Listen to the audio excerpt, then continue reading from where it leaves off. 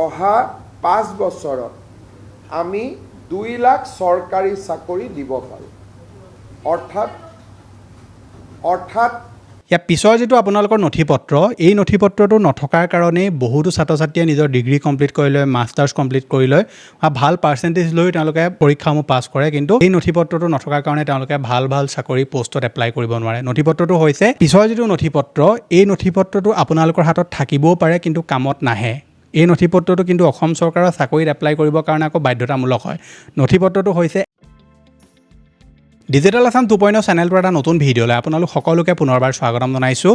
যোৱাকালি আমাৰ অসম চৰকাৰৰ প্ৰথমখন কেবিনেট বৈঠক অনুষ্ঠিত হ'ল যিখন কেবিনেট বৈঠকত তেওঁলোকে বহুতকেইটা গুৰুত্বপূৰ্ণ সিদ্ধান্ত গ্ৰহণ কৰিলে তাৰে এটা সিদ্ধান্ত হ'ল চাকৰিক লৈ অসম চৰকাৰে অহা 5 বছৰত 2 লাখ নতুন চাকৰি তেওঁলোকে দিব বুলি কৈছে আৰু সেই চাকৰি পাবৰ কাৰণে আপোনালোকে কেনেকুৱা ধৰণৰ নথিপত্ৰ যোগাৰ কৰিব লাগিব সেই বিষয়ে আমি আজি ভিডিঅ'টোত আলোচনা কৰিম লগতে চৰকাৰে এই চাকৰিৰ কাৰণে এটা টাস্ক ফ'ৰ্চো গঠন কৰিছে গতিকে মুখ্যমন্ত্ৰী হিমন্ত বিশ্ব শৰ্মা ডাঙৰীয়াই কি ক'লে এই চাকৰিক লৈ আমি সেই বিষয়ে ভিডিঅ'টোৰ শেষলৈ আপোনালোকক দেখুৱাম গতিকে আপুনি ভিডিঅ'টো সম্পূৰ্ণৰূপে প্ৰথমৰ পৰা শেষলৈকে চাব এতিয়া এই যিসমূহ চাকৰি চৰকাৰে আনিব এতিয়া চাকৰি যেহেতু এপ্লাই আপোনালোকক মই যোৱাটো ভিডিঅ'ত কৈছিলোঁ যে খুবমত এই বছৰ শেষৰ ভাগৰ পৰা চাকৰি এপ্লাই ষ্টাৰ্ট হ'ব পাৰে গতিকে আপুনি যদি অসম চৰকাৰৰ চাকৰিত এপ্লাই কৰিম বুলি ভাবি থৈছে তেনেহ'লে কোনবিলাক নথিপত্ৰ আপোনালোকে এতিয়াৰ পৰা যোগাৰ কৰিব লাগিব সেই বিষয়ে আজি ভিডিঅ'টোত আপোনালোকে জানিব পাৰিব কাৰণ কিছুমান এনেকুৱা নথিপত্ৰ থাকে যিবিলাক আপুনি সময়ত উলিয়াবলৈ থৈ দিলে পিছত সমস্যাৰ সন্মুখীন কৰিবলগীয়া হয় আৰু কিছুমান এনেকুৱা নথিপত্ৰও থাকে যিবিলাক নথকাৰ কাৰণে আপুনি ভাল চাকৰি বা ভাল পোষ্ট এটাত আপোনালোকে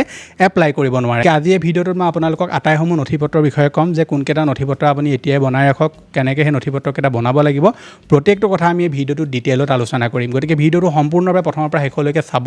এতিয়ালৈকে আপুনি ভিডিঅ'টোত যদি লাইক এটা কৰা নাই ফটাফট ভিডিঅ'টোত লাইক এটাও কৰি দিয়ক চেনেলটোলৈ যদি প্ৰথম আহিছিলে ছাবস্ক্ৰাইব কৰি লওক এনেকুৱা ধৰণৰ ইনফৰ্মেটিভ ভিডিঅ' ৰেগুলাৰ চাবৰ কাৰণে আহক এতিয়া ভিডিঅ'টো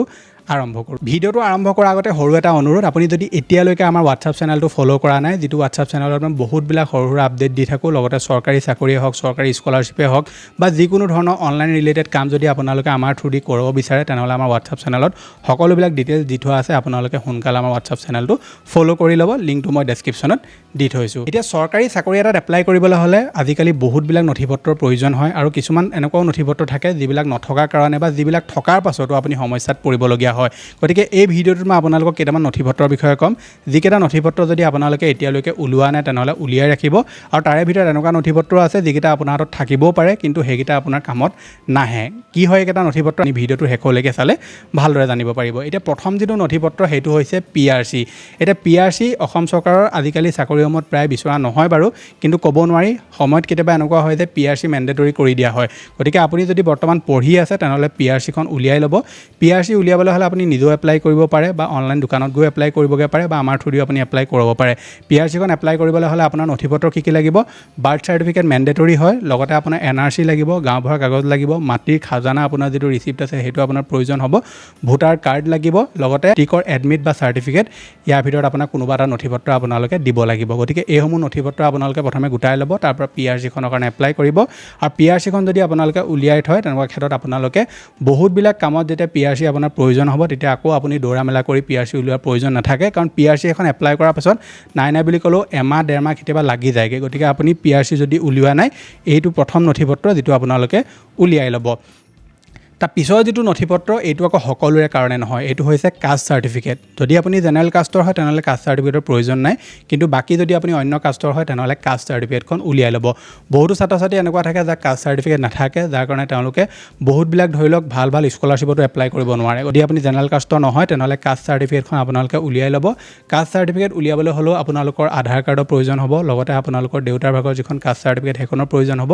যদি নাই তেনেকুৱা ক্ষেত্ৰত আপোনালোকৰ যিটো কাষ্ট অফিচ আছে তাত গৈ আপোনালোকে এখন ৰিকমেণ্ডেশ্যন লেটাৰ আপোনালোকে লিখাই ল'ব পাৰিব তাৰ কাৰণে আপুনি গাঁও বুঢ়াৰ ওচৰত গৈ প্ৰথমে এখন কাগজ লিখাব লাগিব তাৰপৰা প্ৰয়োজনীয় নথিপত্ৰ আপোনালোকে গোটাই লৈ আপুনি কাষ্ট চাৰ্টিফিকেটখনৰ কাৰণে এপ্লাই কৰিব পাৰিব যদি আপোনালোকে এতিয়ালৈকে কাষ্ট চাৰ্টিফিকেট উলিওৱা নাই তেনেহ'লে নিশ্চয় কাষ্ট চাৰ্টিফিকেটখনৰ কাৰণে এপ্লাই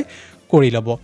তাৰ পিছৰ যিটো নথিপত্ৰ এই নথিপত্ৰটো আপোনালোকৰ হাতত থাকিবও পাৰে কিন্তু কামত নাহে এই নথিপত্ৰটো কিন্তু অসম চৰকাৰৰ চাকৰিত এপ্লাই কৰিবৰ কাৰণে আকৌ বাধ্যতামূলক হয়। নথিপত্ৰটো হৈছে exchange card, employment exchange card. আজি বহুতো এনেকুৱা ছাত্ৰ ছাত্ৰী আছে, যুৱক যুৱতী আছে যি আগতে কাৰ্ডটো বনালে বা চৰকাৰে যেতিয়া প্ৰথম অনলাইন কাৰ্ড আনিছিলে তেতিয়াই বনাই ল'লে, কিন্তু এতিয়ালৈকে ৰিনিউৱেলে নাই কৰা কাৰ্ড। তেওঁলোকৰ সেই কাৰ্ডসমূহ চাকৰিত এপ্লাই কৰাত যদি দি দিয়ে তেনেহ'লে প্ৰব্লেম হ'ব পাৰে। আপোনাৰ যদি এক্সচেঞ্জ কাৰ্ড নাই তেনেহ'লে এক্সচেঞ্জ কাৰ্ড এটা আপুনি উলিয়াই লওক। যদি আপুনি মেট্ৰিক পাছ কৰিলে, হায়াৰ ছেকেণ্ডেৰী পাছ কৰিলে তেনেহ'লে এক্সচেঞ্জ কাৰ্ডটো বনাই ল'ব পাৰে। এক্সচেঞ্জ কাৰ্ড আমিও বনাওঁ, আমাৰ লগত যোগাযোগ কৰি আপুনি এক্সচেঞ্জ কাৰ্ড বনাব পাৰে। এই নম্বৰটোৰ লগত যোগাযোগ কৰিলেই হ'ব। বাকী এক্সচেঞ্জ কাৰ্ড বনাবলৈ হ'লে আপোনালোকৰ আধাৰ কাৰ্ডৰ প্ৰয়োজন হ'ব, লগতে আপোনালোকৰ ভোটাৰ কাৰ্ড নিজৰ বা পেৰেণ্টছৰ ভাগৰ হ'লেও হ'ব, বাৰ্থ চাৰ্টিফিকেট বা মেট্ৰিকৰ এডমিট কাৰ্ডটো আপোনাৰ লাগিব, আধাৰ কাৰ্ড লাগিব, পাছপৰ্ট চাইজ ফটো, জেনেৰেল কাষ্টৰ নহয় যদি বেলেগ কাষ্টৰ হয় তেনেহ'লে কাষ্ট চাৰ্টিফিকেটৰ প্ৰয়োজন হ'ব, লগতে এটা চাইন আপুনি আপলোড কৰিব লাগিব, আৰু আপোনাৰ যিখিনি এডুকেশ্যনেল কোৱালিফিকেশ্যনৰ মাৰ্কশ্বিট, চাৰ্টিফিকেট, এডমিট কাৰ্ড এইখিনি আপোনালোকৰ প্ৰয়োজন হ'ব। যদি আপোনালোকৰ এক্সচেঞ্জ কাৰ্ডটো আপুনি বনালে কিন্তু তাৰ যদি যিটো ৰিনিউৱেল ডেট সেইটো পাৰ হৈ গ'ল আৰু আপুনি ৰিনিউৱেল নকৰিলে, যদি 4-5 মাহ 6 মাহ হৈ গ'ল, ৰিনিউৱেলৰ ডেট পাৰ হৈ গ'ল, তেনেকুৱা ক্ষেত্ৰত সেই কাৰ্ডটো আপোনাৰ ইনভেলিড হৈছে আৰু আপুনি নতুনকৈ এক্সচেঞ্জ কাৰ্ড এটা আগৰ প্ৰচেছে আপোনালোকে সেৱা সেতুত গৈ বনাই ল'ব লাগিব। গতিকে আপোনাৰ এক্সচেঞ্জ কাৰ্ডটো চাকৰিত এপ্লাই কৰাৰ আগত চেক কৰিব, যদি সেইটো ইনভেলিড হৈছে কেতিয়াও আপুনি সেইটো নিদিব, পিছত আপুনি সমস্যাত পৰিব পাৰে। বাকী এক্সচেঞ্জ কাৰ্ড আপোনালোকে উলিয়ালে নে নাই উলিওৱা নিশ্চয় মোক তলত কমেণ্ট এটা কৰি জনাবলৈ নাপাহৰিব। ইয়াৰ পিছৰ যিকেইটা নথিপত্ৰ, এই নথিপত্ৰকেইটা কিন্তু সকলোৰে ওচৰত আছে, কিন্তু থকাৰ পাছতো কিছুমান সাধাৰণ ভুলৰ কাৰণে আপোনালোকৰ প্ৰব্লেম হ'ব পাৰে। এতিয়া প্ৰব্লেমকেইটা কি মই সেইটো কৈ দিছোঁ, তাৰ আগতে নথিপত্ৰ কি সেইকেইটা মই আপোনাক কৈ লওঁ। নথিপত্ৰকেইটা হৈছে আপোনালোকৰ আধাৰ কাৰ্ড আৰু ভোটাৰ কাৰ্ড আৰু পেন কাৰ্ড। এই তিনিটা নথিপত্ৰ আজিকালি প্ৰায়বিলাক ক্ষেত্ৰতে বিচৰা হয়, কিন্তু প্ৰব্লেমটো ক'ত যে বহুতবিলাক মানুহৰ এই নথিপত্ৰবিলাকত তেওঁলোকৰ নামৰ যিবিলাক এলফাবেট বা টাইটেল এইবিলাক খেলিমেলি হৈ থাকে আৰু তেওঁলোকে তেনেকেই থৈ দিয়ে। যদি আপোনালোকৰ তেনেকুৱা কিবা প্ৰব্লেম হৈ আছে বা খেলিমেলি হৈ আছে সোনকালে সেইখিনি শুদ্ধ কৰি ল'ব। যদি আপোনালোকৰ আধাৰ কাৰ্ডটোত সকলোবিলাক ঠিক হৈ আছে তেনেহ'লে আপুনি ভোটাৰ কাৰ্ড আৰু পেন কাৰ্ডৰ কাম ঘৰতে নিজেও কৰিব পাৰে বা অনলাইন দোকানত গৈ আপোনালোকে কৰি ল'ব পাৰে বা আমাৰ থ্ৰুদি আপুনি কৰাব পাৰিব। গতিকে আপোনালোকৰ যদি পেন কাৰ্ড, আধাৰ কাৰ্ড আৰু ভোটাৰ কাৰ্ড এই তিনিটাৰ ভিতৰত যদি কিবা আপোনালোকৰ খেলিমেলি হৈ আছে, নামেই হওক, ডেট অফ বাৰ্থে হওক, এইবিলাক আপোনালোকে সময় থাকোঁতে আগতীয়াকৈ কাৰেকশ্যন কৰি ল'ব। ইয়াৰ পিছৰ যিটো আপোনালোকৰ নথিপত্ৰ, এই নথিপত্ৰটো নথকাৰ কাৰণেই বহুতো ছাত্ৰ ছাত্ৰীয়ে নিজৰ ডিগ্ৰী কমপ্লিট কৰি লয়, মাষ্টাৰ্ছ কমপ্লিট কৰি লয়, ভাল পাৰ্চেণ্টেজ লৈ তেওঁলোকে পৰীক্ষাসমূহ পাছ কৰে, কিন্তু এই নথিপত্ৰটো নথকাৰ কাৰণে তেওঁলোকে ভাল চাকৰি পষ্টত এপ্লাই কৰিব নোৱাৰে। নথিপত্ৰটো হৈছে কম্পিউটাৰ চাৰ্টিফিকেট। বহুতো ছাত্ৰ ছাত্ৰীয়ে কম্পিউটাৰ চাৰ্টিফিকেটখন নুলিয়াই, যাৰ কাৰণে ADS যিবিলাক কম্পিউটাৰ পষ্ট আহে সেইবিলাকত তেওঁলোকে এপ্লাই কৰিব নোৱাৰে। গতিকে এতিয়াও সময় আছে, আপোনালোকে এতিয়াও যদি কম্পিউটাৰ কোৰ্চ এটা এপ্লাই কৰে, মানে কম্পিউটাৰ কোৰ্চ এটা যদি আপোনালোকে কৰিবলৈ ষ্টাৰ্ট কৰে তেনেহ'লে পৰীক্ষাৰ এপ্লাই হোৱালৈকে আপোনালোকৰ সময়মতে সেই কম্পিউটাৰ কোৰ্চটো আপোনাৰ শেষ হৈ যাব। পাৰিলে আপুনি এবছৰীয়া কম্পিউটাৰ কোৰ্চ এটা কৰি ল'ব, ছমহীয়া পৰাপক্ষত নকৰিব। এবছৰীয়াটো কৰি ল'লে কি হয়, বহুতবিলাক চাকৰিত আপোনালোকৰ এবছৰীয়া কম্পিউটাৰ কোৰ্চ বিচাৰে, গতিকে আপোনালোকে এবছৰীয়া কৰিলে বেছি ভাল। বাকী ADAত বহুতবিলাক আপোনাৰ ছমহীয়া কোৰ্চ বিচৰাৰ পষ্ট থাকে, গতিকে আপোনাৰ কাৰণে যোনটো সুবিধা হয় সেইটো আপোনালোকে কৰি ল'ব। গতিকে এইকেইটা নথিপত্ৰই আপোনালোকে আগতীয়াকৈ উলিয়াই ৰাখক। ADR পৰীক্ষাৰ যেতিয়া এপ্লাই ষ্টাৰ্ট হ'ব, যিহেতু সময়মতে আপোনালোকৰ এইবছৰৰ শেষৰ ভাগৰ পৰা এপ্লাই প্ৰক্ৰিয়া ষ্টাৰ্ট হ'ব পাৰে, গতিকে তাৰ আগতে আপোনালোকে নথিপত্ৰকেইটা যোগাৰ কৰি লওক। বাকী মুখ্যমন্ত্ৰী হিমন্ত বিশ্ব শৰ্মা ডাঙৰীয়াই চাকৰিৰ ক্ষেত্ৰত কি তেওঁ মন্তব্য দিলে এইটো ভিডিঅ'ত আপোনালোকে চাই লওক। আজি আমাৰ কেবিনেটে 2 লাখ চৰকাৰী চাকৰি আমি কি ধৰণে কেনেকৈ দিব পাৰি এই বিষয়ে সিদ্ধান্ত ল'বৰ কাৰণে মুখ্য সচিবৰ অধীনত এটা টাস্ক ফ'ৰ্চ গঠন কৰি দিছে আৰু 3 মাহৰ ভিতৰত এই টাস্ক ফ'ৰ্চে ৰিপৰ্ট দিব যে কেনেকৈ অহা 5 বছৰত আমি 2 লাখ চৰকাৰী চাকৰি দিব পাৰোঁ। অৰ্থাৎ মুখ্য সচিব ডাঙৰীয়াই প্ৰতিটো বিভাগৰ লগত কথা পাতি চৰকাৰী বা চৰকাৰৰ দ্বাৰা নিয়ন্ত্ৰিত বিভিন্ন কৰ্পৰেশ্যন, আমাৰ বিশ্ববিদ্যালয়, 6 শিডিউলৰ কাউন্সিল, এই গোটেইবিলাকত মিলি অহা 5 বছৰত আমি কেনেকৈ 2 লাখ যুৱক যুৱতীক চৰকাৰী চাকৰি দিব পাৰোঁ তাৰ বিষয়ে প্ৰতিবেদন এখন দিবৰ কাৰণে মুখ্য সচিব ডাঙৰীয়াৰ অধীনত এটা টাস্ক ফ'ৰ্চ গঠন কৰি দিছে,